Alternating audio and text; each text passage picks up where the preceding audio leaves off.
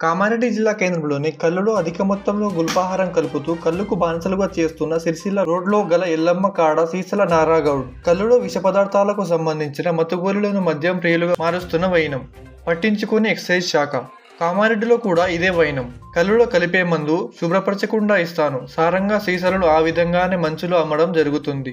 సీసాలను కూడా శుభ్రపరచకుండా అశుభ్రంగా ఉంచుతున్న వైనం. కళ్ళు ముంచే వారు కూడా బ్లౌజులు వేసుకోకుండా ఇస్తారు.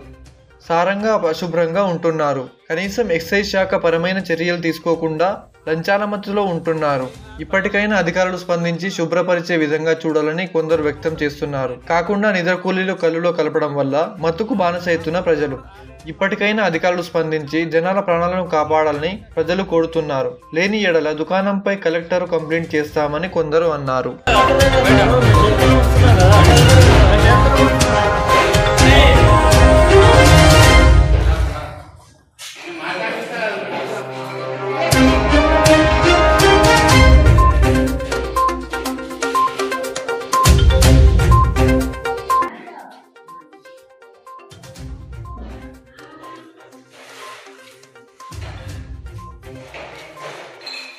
అంటే ఒక యూనియన్ అధ్యక్షుడి మీదనే వస్తారు.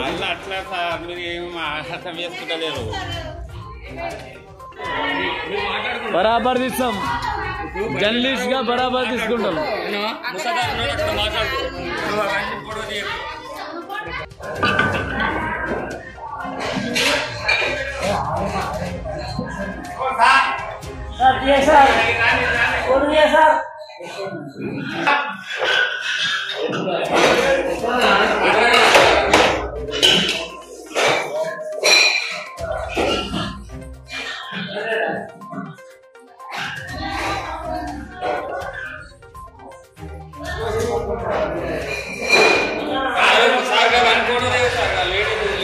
లేడీస్ తీస్తలే.